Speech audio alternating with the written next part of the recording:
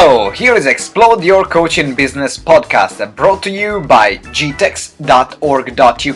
I'm your host, the one and the only Simone Vincenzi, and this is the podcast for coaches, speakers, and trainers who want to grow their businesses by making an impact in the world. Now, if you're a coach, a speaker, a trainer, and you're doing events, you know that selling from the stage is one of the most difficult things that you can do, but the most rewarding. So what we have created to make it easy for you is the Ultimate Sales Checklist. It's a simple PDF that you can download at www.gtex.org.uk/start that will help you knowing what to do step by step in order to convert up to 50% of the audience without being a douchebag. So you go there right now.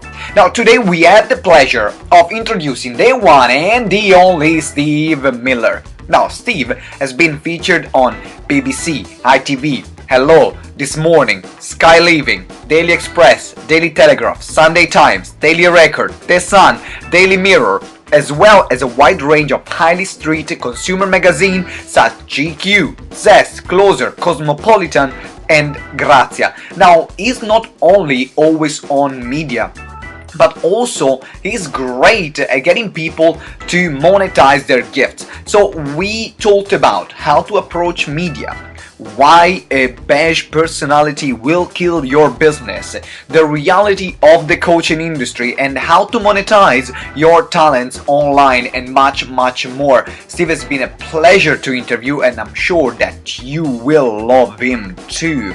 Now make sure you subscribe to this podcast if you haven't subscribed it yet.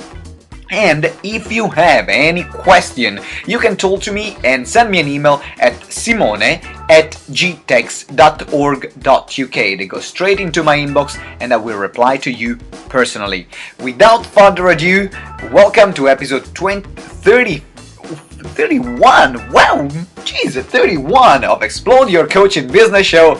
Enjoy and see you later. Hello ladies and gentlemen, and welcome to another episode of Explode Your Coaching Business Show. And today we are here with the one and the only Steve Miller. Steve, how you doing?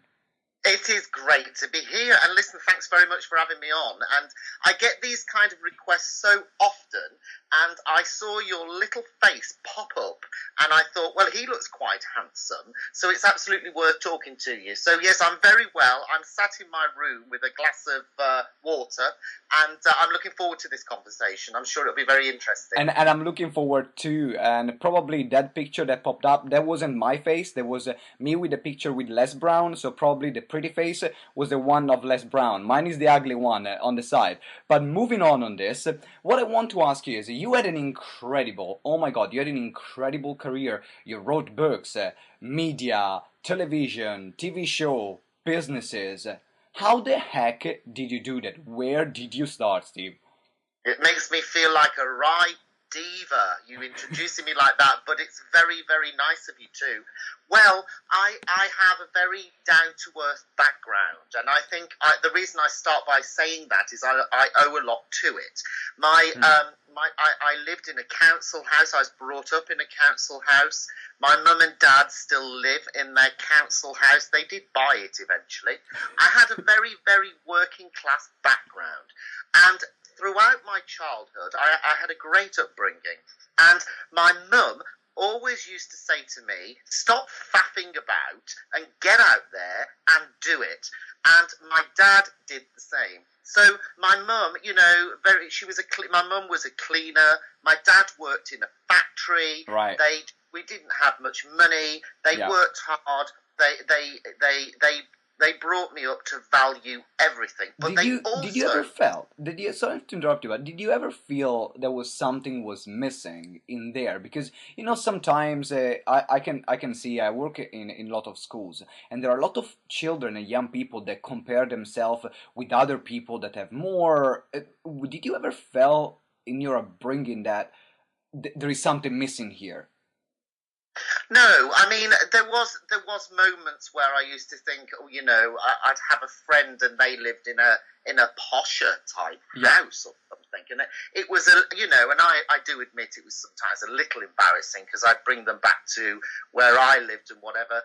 But I have to say that, because the home life was so secure and it was happy, that actually I didn't feel that I missed out on anything, really. I mean, yes, there were times when, some of my friends at school they had a lot more than I did, Yeah. I always remember at Christmas, actually, never forget this, Okay. when I asked for a bike, I asked for a push bike, and I had the second-hand bike, whereas my friends had a brand new one.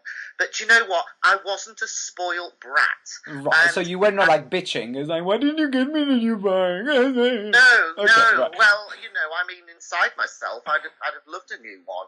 But Yeah. at the end of the day, I didn't. And, and all of those experiences that I talk about when I was younger, they've made me the person I am now. I don't take any bullshit. I'm very straight talking. I think on the speaking circuit in particular, Yes. and in the coaching world, and the hypnotherapy world, which I belong to, there is a lot of bullshit, and people need to get through that. I think that a lot of training schools out there, for example, paint the dream of the superb career that you're going to have in the world of speaking and coaching, only to find that when you've completed your studies, you don't seem to, people don't find the clients. Yeah, it's almost like, oh yeah, you're going to have this great career, this amazing career, and then after you got this diploma in coaching, hypnotherapy, NLP, then you're going to really visualize really hard, and clients will fall on your lap. Is that what happens, Steve? Oh, it completely happens. And the one thing I would say to people listening to this right now is, you might as well pack up now if you are beige. Because I tell you now, if you are beige, you will never, ever make it. And I've got the balls to tell you that. And that's not me being nasty. It's actually me being kind to people. Thank you for your kindness. What I say to them is, do not spend any more money on courses necessarily if you're going to waste money knowing that at the moment your persona and personality is beige. You're just not going to make it. So tell me a bit more about that, because I think that I completely agree with you. There are a lot of bullshit that they say, okay, you got this diploma and people are going to fall on your lap. And you said that personality is really what drives. I mean, you had a lot of media experience, and when we were talking before, you said, I'm straight talking. I'm going to tell you things as they are. So how can people create that personality, or create that persona that can become attractive, that can become opinionated, even if they are not? Is that a cure, a solution, or they're just doomed? No, I think people live in a bubble of protection of themselves. Right. And what I mean by that is once you give yourself permission to be yourself and to have opinion and to sometimes have strong conviction of opinion without worrying about being hated, disliked for it, it's at that point you step out of that bubble. But, when I look around and I look on social media, all the different types of coaches, they are all saying the same old fucking stuff. And that is the problem. Everything is the same. Nothing is new. Don't get me wrong. There are some excellent people out there. There's some really sharp people out there that are different, that have got conviction, that have got some ballsiness about them, and they have substance. Their content is of substance. Well, it looks like my description. Thank you very much. Keep going. Well, of course it is. Of course it is. And and it's those people that make it big. It's those people that the public want to work with. It's those people that people are drawn to, and and it's not for everybody. I know that, but sometimes if you've done all your qualifications, and to start saying you're a coach, then yes, that's all very well, but you've got to have some substance. You've got to have some attitude. You've got to have great branding. Yeah. You've got to have maybe a signature image, as I call it, and you've got to be able to give content that's meaningful, that's of substance, and above all, you've got to have social proof. and stop, what I say to coaches, stop talking about the theory all the time. Show me examples of where you've worked with people and where you've got real people, real results. Cut the bull and show me the evidence. Show what it goes. And actually, before I was looking at your website, the Weight Loss Master website that you have, and as soon as you go on the website, there are results there. There is the before and after of the amazing results that you had with your clients.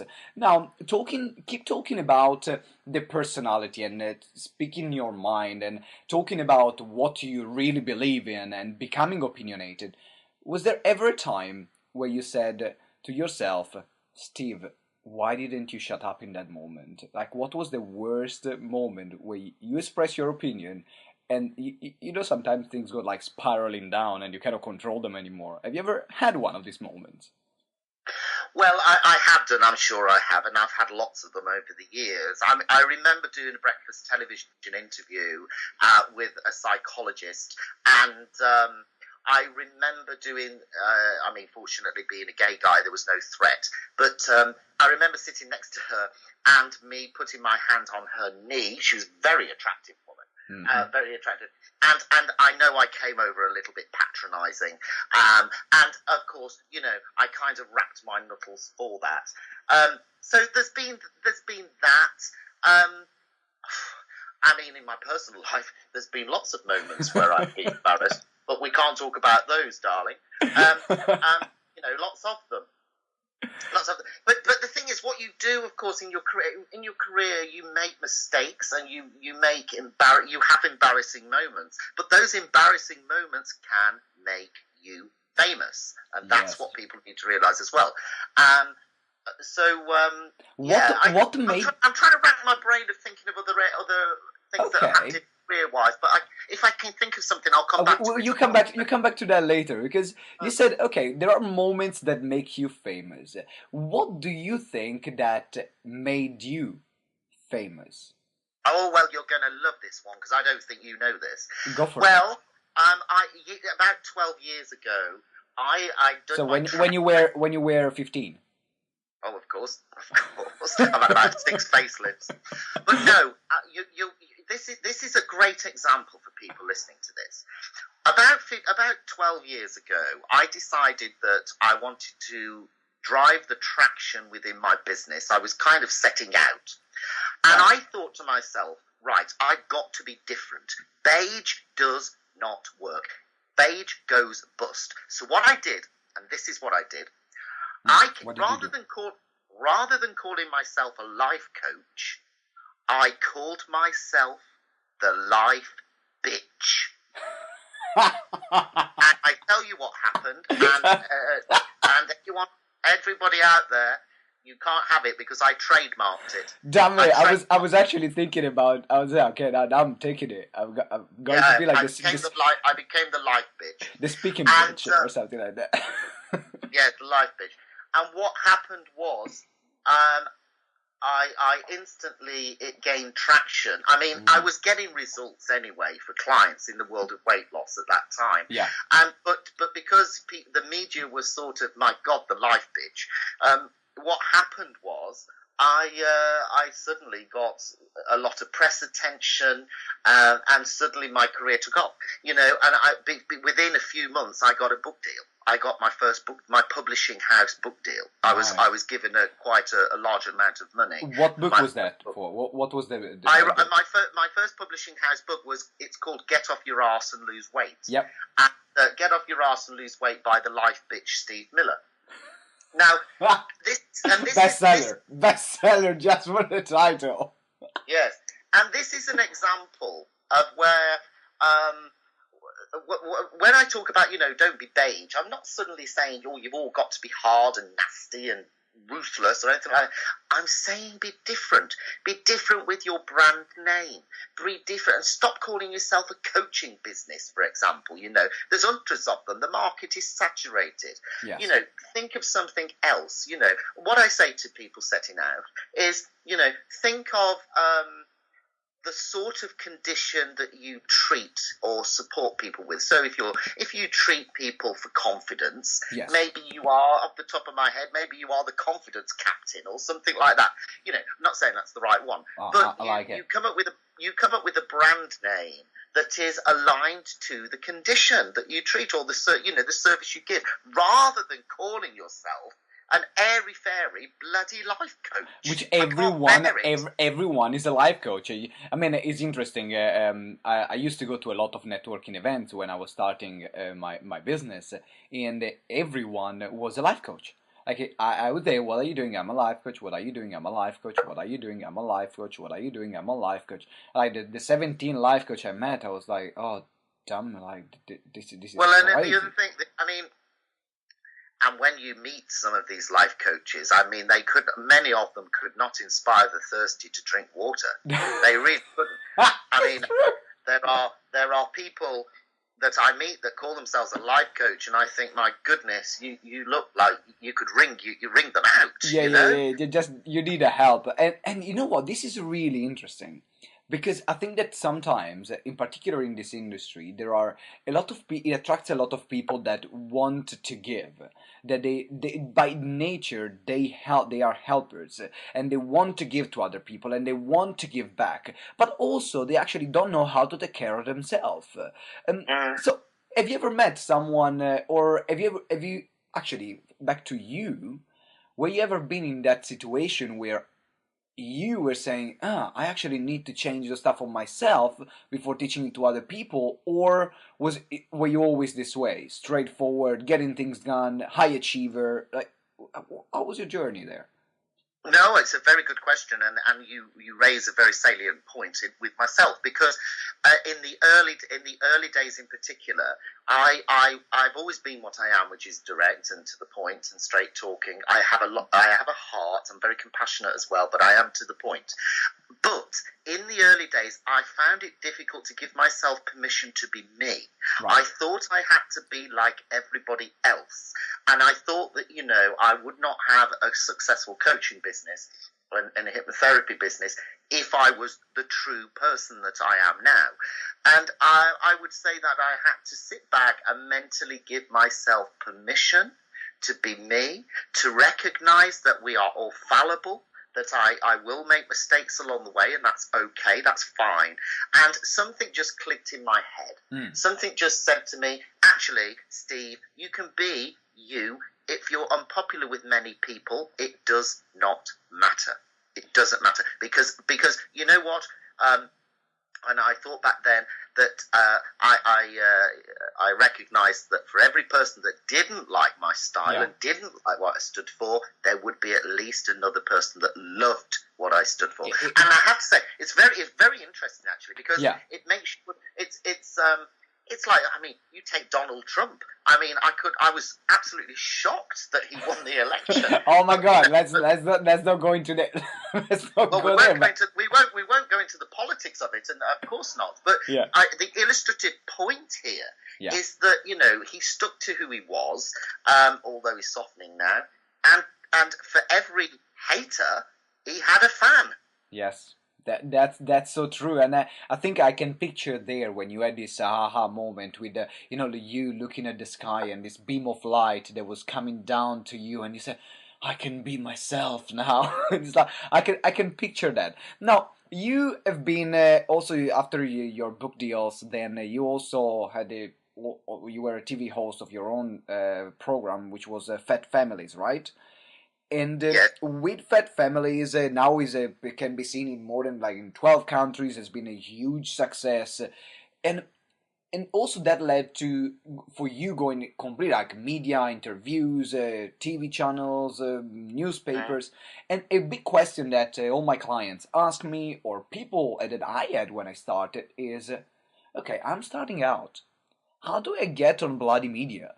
How do I get my message out to more people? So I think we tapped already into the brand. The branding needs to be strong. So let's say I've already worked on my brand, and I awakened my inner bitch inside me.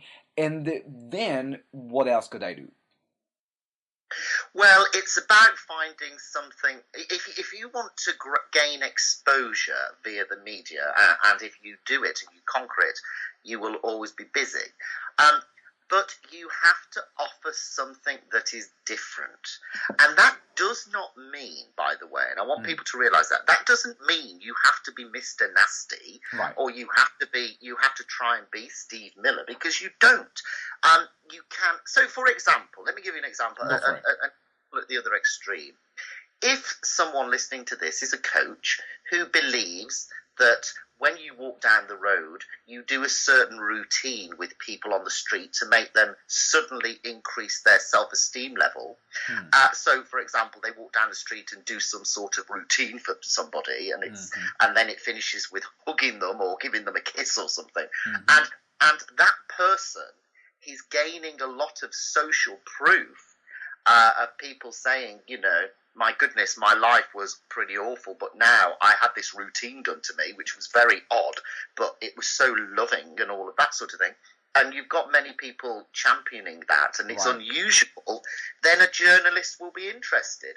What the media aren't really interested in is stuff that is just. I mean, the question is this: what you have to ask yourself is if you've got a story, it's kind of so what. And ask yourself the question, so what?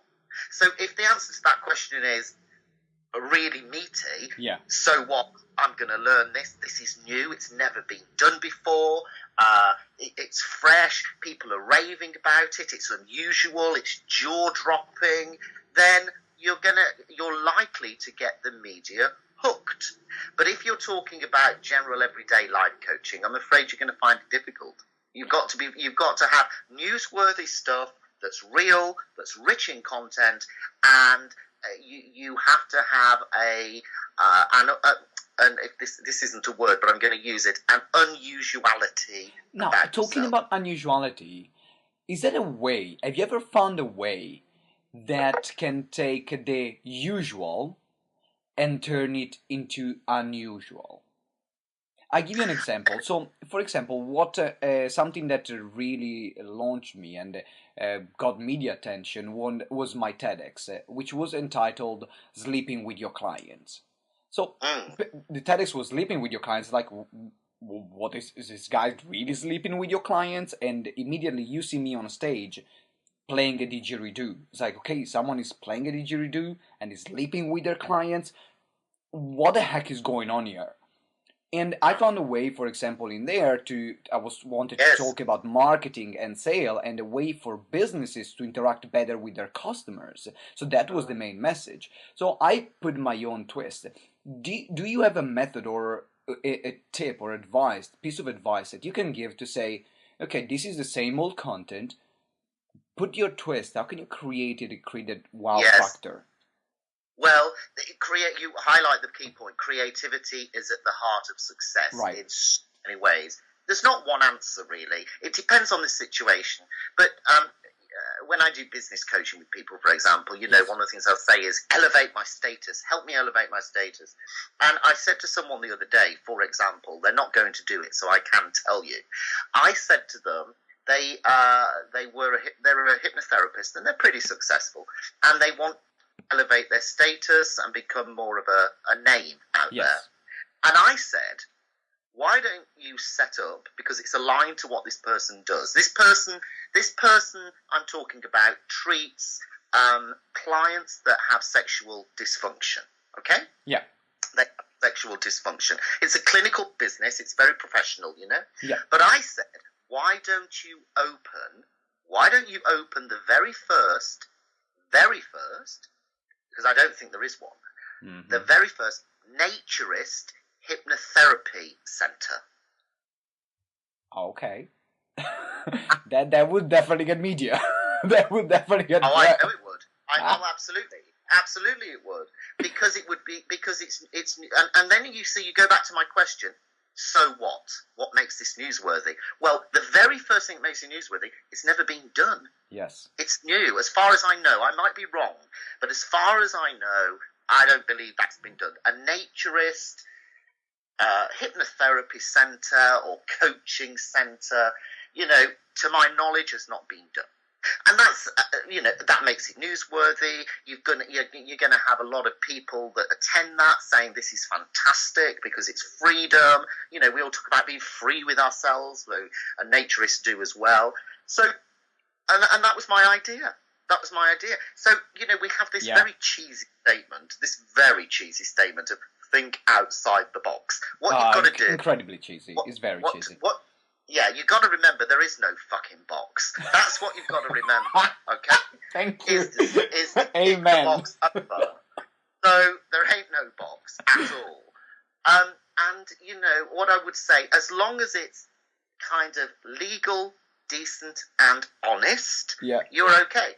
And actually, a naturist centre for coaching and hypnosis or personal development would be legal, decent, and honest.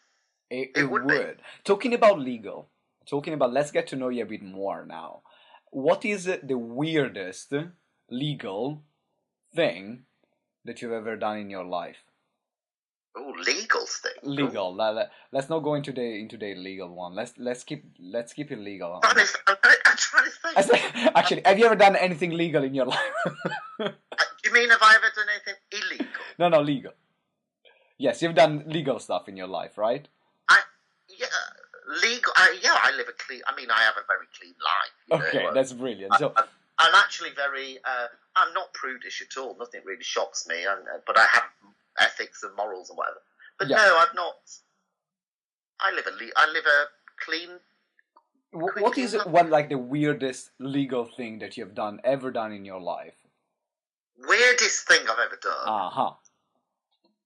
Oh God. Weirdest thing. Weirdest thing. I'm beginning to think I'm a little dull. Weirdest thing. You tell me what your weirdest thing is. I'll set the trend. For me, that's one of the weirdest. Definitely was when I'm Italian, right? So Italians, let's put it cliche, we are passionate, we are cheesy. So I remember I fell in love with this girl that I met in holiday in Spain. And I was there on holiday and I fell in love. And I actually met her the last 2 days of the holiday. And it was one of these kind of love that are like a real, pure, raw passion, where you cannot do anything else that think about her. So that's the kind of love that I experienced, and I wanted to see her again, but I didn't have any more holidays. So what I did on my day off, I think I spent about £2,000 for one day. I took the flight, I went to Spain, spent a day with her, came back in the evening, and started working in the restaurant I was working there. So that was quite a weird thing that I did. Do you have yours now? No. No, okay. Let's squash that one, everyone. Let's cross this one. Okay. I tell you what, these really weird. I mean, I'm sure there's weird things I've done, but to me, they're probably not weird. Okay, let's twist it. I know you had a very when you were doing Fat Families. What was something that happened in Fat Families that made you say, "Oh my God"? All the things that you have seen there. Weirdest thing. Weirdest thing in Fat Families. Weirdest thing in Fat Families. Do you know what's really interesting? You asking this question, it's a very good one because it's highlighting that my mind and my brain obviously recognises that most things aren't too weird. Yeah. And maybe that's actually why I allow myself to be me. Because I don't have these parameters around me that says, "Oh, that's a bit weird." Okay, is really. Does that make sense? No, it makes sense. It makes sense. As we know, as coaches, we all have our filters in our mind, and what's weird for someone is definitely not weird for someone else. So I can completely understand on that. Yeah, I mean, in making TV, and stuff, I've done all sorts of things. But I've never really found it difficult. I've never found it weird. And I think that's, but that people listening to this, what I would say to them, what does that mean? It's about encouraging yourself and nurturing yourself to give yourself this permission to be free with your thought, Yes. free with your opinion, free with your attitude. As long as it's legal, decent, and honest, it doesn't matter. Underlying legal, decent, and honest. Thank you. Oh, trust me, I live by that. I live by it, honestly. Yeah, I was actually in a school this morning, and I was delivering a session on financial awareness for kids, and I asked them the question: if you had to earn a lot of money legally, what would you do? And I underline the word legally because the first thing that they do generally in a school is like, yeah, I'm selling drugs, right? This is it's like, yeah, I'm going to selling drugs, selling guns, and it's like, oh, okay, you are 9, okay. It happens in every school. That's weird for me. Anyway, moving on. Now, something that you've done. You wrote a lot. How many books did you write? How many books did you write so far? I've written 5.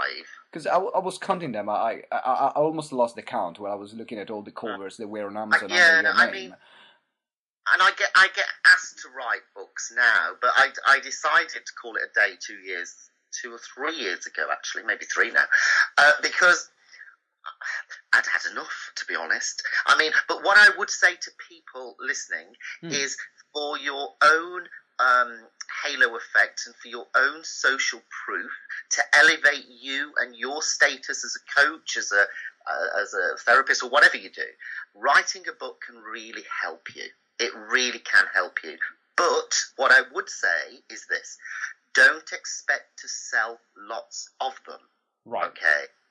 That's what I would say. That's the second thing. But the third, just to reiterate, it's good for the perception you're creating about yourself. You're creating about yourself.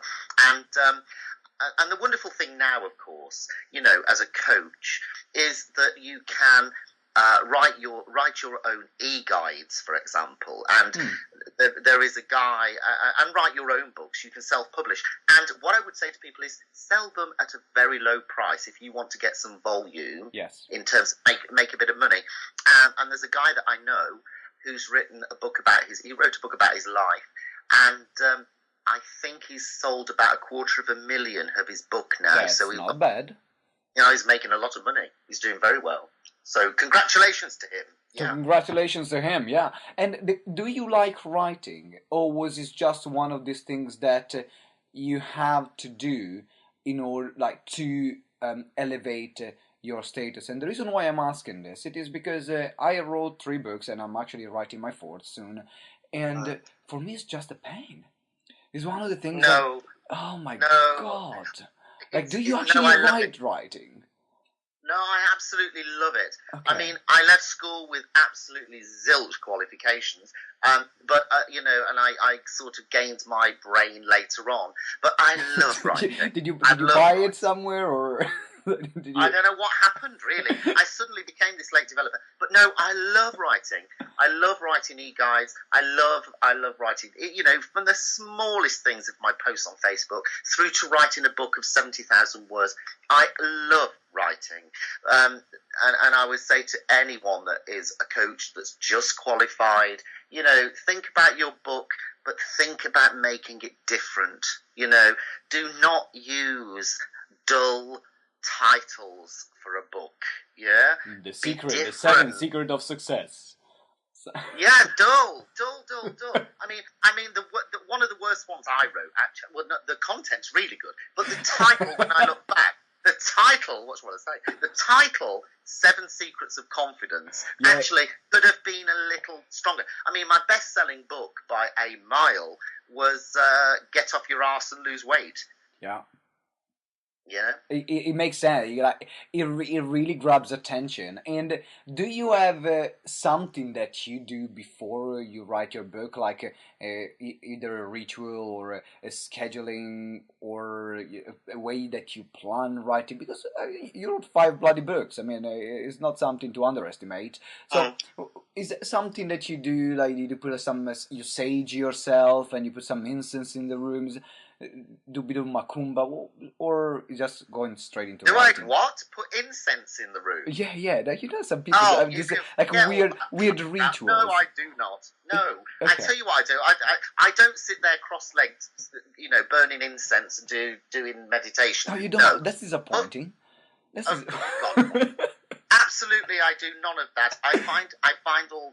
Don't get me wrong. Meditation, hypnosis, of course, I get it. It has its place, but I'm not one of those woo-woo type people. Okay. I'm not. If you allow me to say this, I'm not really wanky. If that makes sense. Okay. I mean, I'm a very practical person. So what I do, I tell you what I do. I schedule a 3-month block. And then I plan each chapter. I give each chapter a heading, and I take my reader on a logical journey. So I think about the logical journey. Then I chop down my chapter headings, and then each day I give myself a goal to write X thousands of words, X thousand of words, and that's how I do it.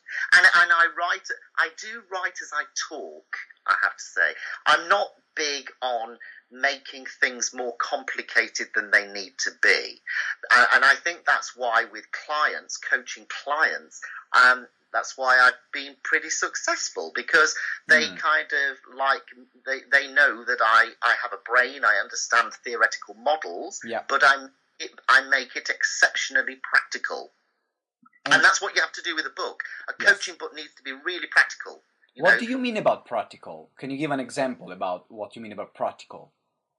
Yes, I mean, if I was writing in a book about motivation, self-motivation, for example, what I wouldn't talk about were the theories of motivation. I just wouldn't put that in my book. I wouldn't put the Maslow's hierarchy of needs, for example, in my book. I wouldn't put in Vroom's expectancy theory aligned to motivation in my book. I understand these theories, but what I do is I think of the thing.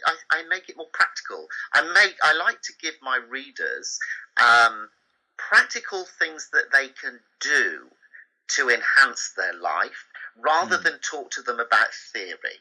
And you mentioned earlier, the results I get with weight loss. Yes, I do get results. I get phenomenal results. I work for most people, not for everyone.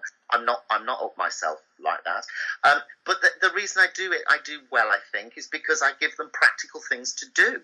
And also as a personality, they know there are no excuses. I won't allow them. So they have no choice. They've got to do it. And I was seeing some of your I think I was seeing I was watching your show reel before, and I saw the way you were talking to some of the people that you were coaching during also Fat Families, and the way you were talking to them. This is very down to earth. I remember when you were I saw the piece of the show reel when you showed them the coughing. And it was like this family, and they said, "This is what's going to happen if you keep going this way." There was and then under the bed there was a coffin. I'm like, that makes things real. Yes, and I actually determined that scene in the show, in terms of the interventions. When I was making the show, it was kind of, Steve, what interventions do you think we need to do with this family, or, the different families? And that was one of my ideas.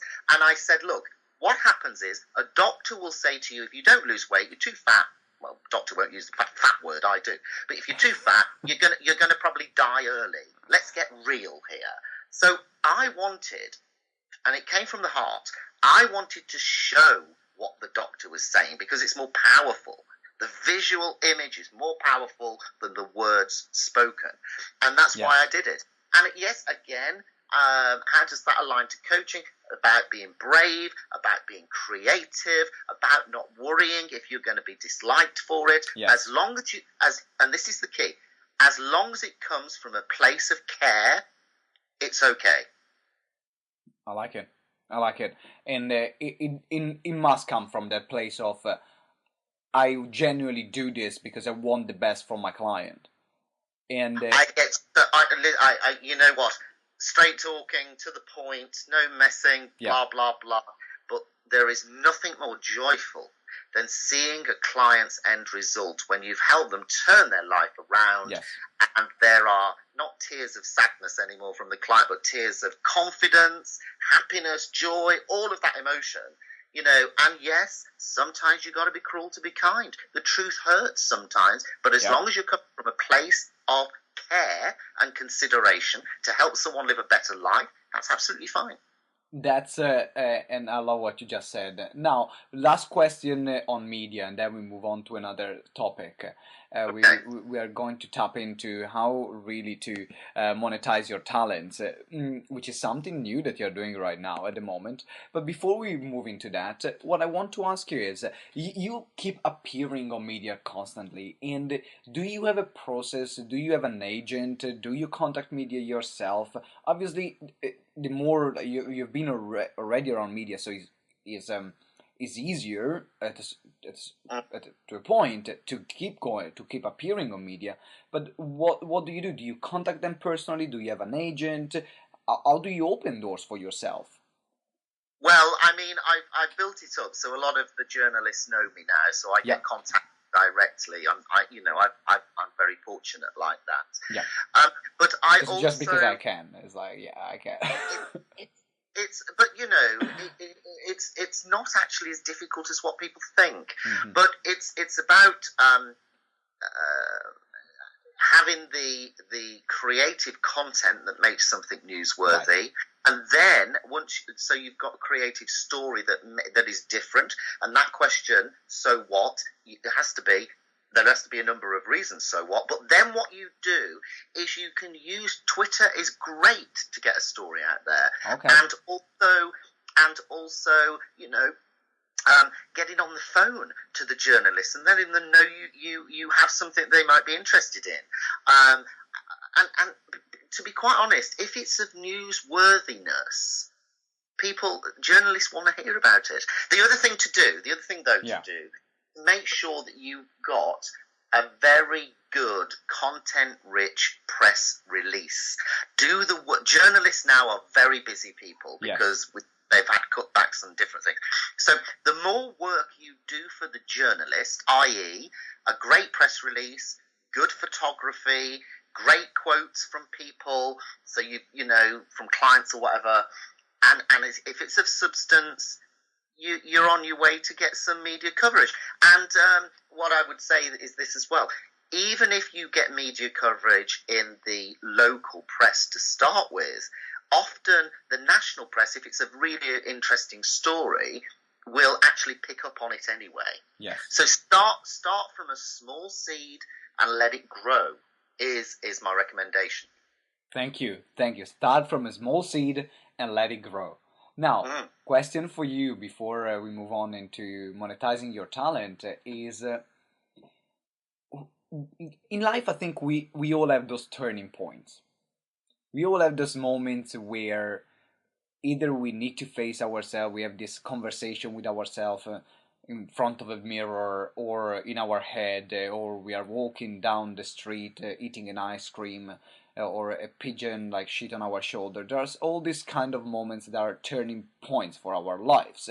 And these defining moments often makes our personality, and they shape the way we run our life. So the question is, what turning points did you have in your life that made you the Steve Miller you are now? There's two. Right. And the first one was quite a few years ago now, before everything kind of took off for me. I suffered from panic attacks and anxiety very, very badly. I was on antidepressants, and I was genuinely in a very bad way. I had to leave a job I had to resign a job. Okay. I was in a terrible way. And going through that process to kind of become more mentally okay again really taught me a lot. Really taught me a lot about accepting fallibility, about giving yourself permission to be yourself, to accept yourself, to give yourself an opinion in the world, all of those things. That really did affect me big time. And then the second thing, which happened around 10 years ago, is I was very good friends with a lady who was just a superwoman who was a lot older than me. She's about 18 years older than me. She'd been a glamour model. She'd associated with the craze in London. She had stories. She was a businesswoman. She came from nothing, made $1 million, lost $1 million, blah blah blah. And she had a heart. She was wonderful. She was gorgeous. Yeah. And sadly, she died. Sadly, she had a heart attack, and I lost her. And I've dedicated all my books to her. In each of my books, you will see that June Lind Thompson is the woman I dedicate my books to. And she was always a woman that said to me, that believed in me, darling, she'd say, you've got to go for it. You have something. You've got it, you know, and all this sort of thing. And that was when I lost her, it was a turning point. And I tell you what, I was determined to make it all happen when I lost her. And 2 weeks after I'd lost June, I got my first media piece in the Daily Mirror, a double-page spread. So, I do have a spiritual belief. I won't go into it, but I mean, I do have a spiritual belief, and it was like she was with me on my shoulder. But, I had this double-page spread, and it was as though she was saying to me, I told you so. And losing her was a big thing in my life. Huge thing. I still get very, very upset about it. Very upset. Thank you for sharing. I really appreciate it. And I love asking those questions, because I think that in the personal development industry and in the seminar industry, there is this big thing about your reason why. Like, what is your reason why that makes you wake up in the morning? Why do you do things for? And I think that a lot of people, what they are looking for is for a reason why which is outside themselves. And the reason why, and this is so true. And what I say to them is, yes, there are most people will not make it. Most people will not make it. But if you're listening to this interview, this is my message, and you want to make it, you must absolutely relish in the kickbacks, relish in things when things don't go right, because it does mean you're still making progress. Yes. And that what I would say to them, you will have self-doubt, but bloody incinerate it. You never, ever stop, ever. And in my journey now, I've got goals for the future, the next 10 years, whatever, and things don't go smoothly. I get kickbacks. I get, 2 steps forwards, 1 step back again. Mm-hmm. But you have to get up in the morning, think to yourself, I am unique, I am individual, I have a talent, I have an opinion, and I have a degree of creativity that's within me that I'm going to bloody let out. And that is how you live your life if you want success in coaching. And you said, Steve, now the word talent, which is a great segue into monetizing your talents. Now, how can people, right now you're helping, from what I understood, you're helping people monetizing your talents. Can you tell me a bit more about that? And also, go for it.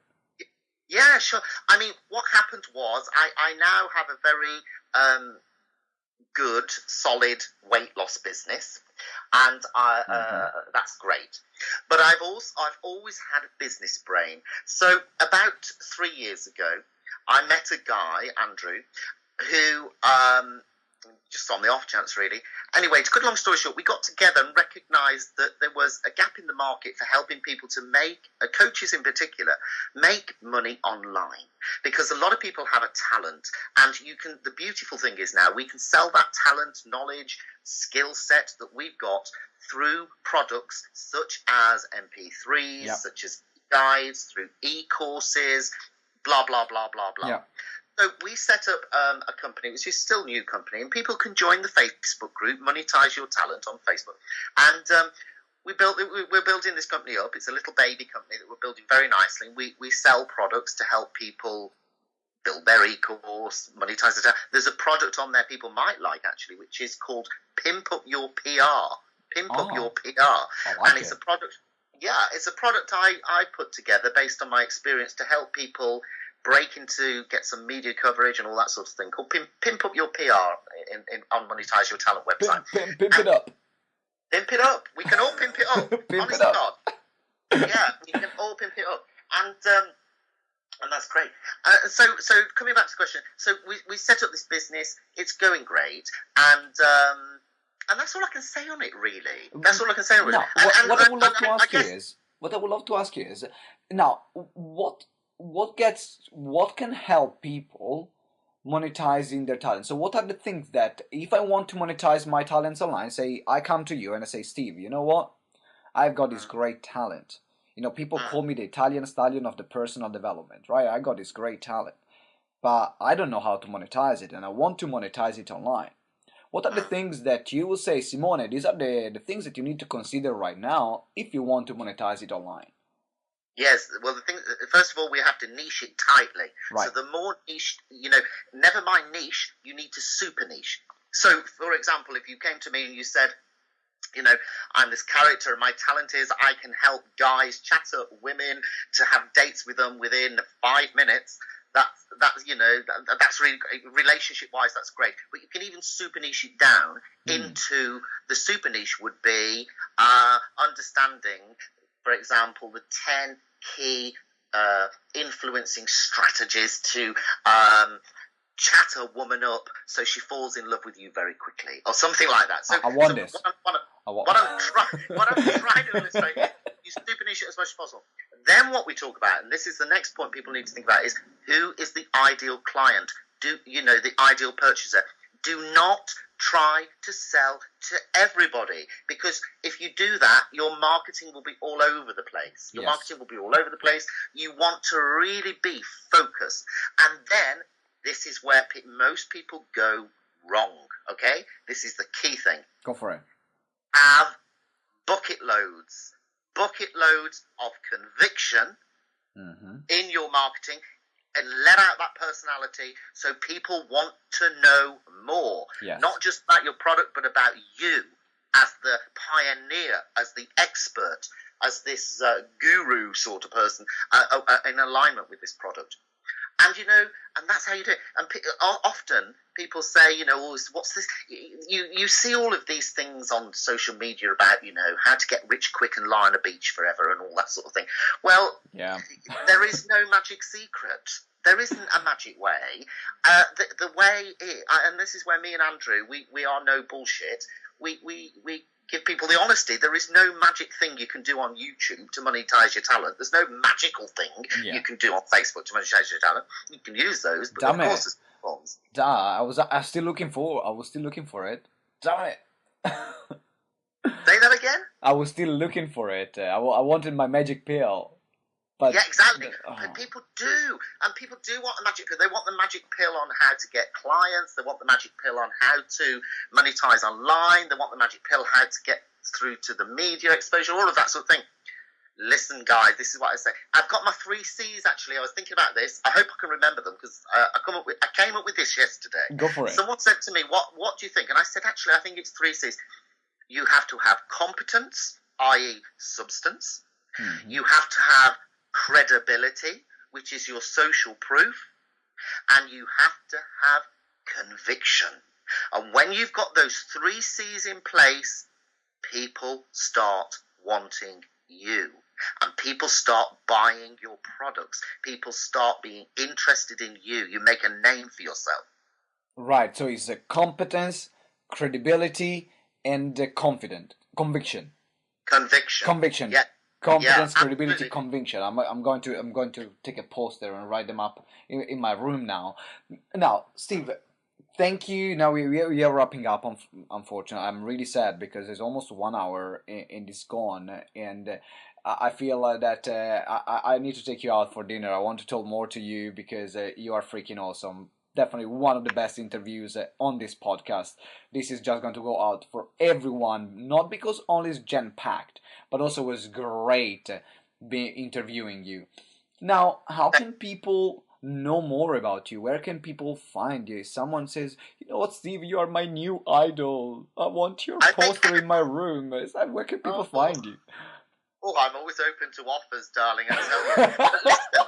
Listen, people, I'm kind of splattered everywhere. And online, it's really funny online. You'll read some good news, you'll read some bad news, you'll read this, you'll read that, and whatever, but no, all publicity is reasonably decent publicity. But if people want to talk, or they want to ask me questions or whatever, all they need to do is go onto Facebook, search for Monetize Your Talent, and they will see there is a Facebook page which you click the like Facebook page thing, but there is also a group, Monetize Your Talent group, which is a private group. But if people want to join the private group where I hang out more, then request to join it, and I'll let you in. Okay, so that's how they can get in touch with me. That's brilliant. And also, I'm going to put the links on the website. If you are listening to this on our website or on iTunes, or Stitcher, wherever you are listening, there are going to be the links on the page. So make sure you join the group, because I'm going right there right now, and I'm joining the group too. I want to be part of the group. Can you let me in, Steve? Of course, I'll let you in. Oh my God! Yeah, that made my day. Listen. We must, when I'm in London next, we must do dinner. Yeah, I'd like that. That'd be nice. That would be great. We might go like an interview over dinner. That would be another super cool thing to do, or just dinner. Let's see how it's gonna go. I think it'd be a great thing to do. We'll do an interview over dinner. Interview over dinner after a couple of glasses of wine. I think there are going to be a lot of more things coming out from you and me. All right, Steve, again, thank you very, very, very much for being a guest on our podcast. It's been a blast. And guys, make sure you connect with Steve. Do you have any final words before we wrap up this interview, Steve? I think I would leave people with the 3 C's. I think that's the best thing to do. And I would say, get out of bed in the morning with that total belief. I know it's easy to say it, and everybody does have belief, but get out of that bed with some positive attitude about yourself. You know, work on your conviction. Put it out there. Don't be afraid to have some attitude and opinion, okay? As long as you're being true to yourself. Stick to who you are, but don't be afraid to have conviction. Competence, continue to work on your skill set, nurturing your skill set so that you're bloody good at what you do and people talk about you because you're good at what you do. And then the third thing, credibility, get as much social proof as possible.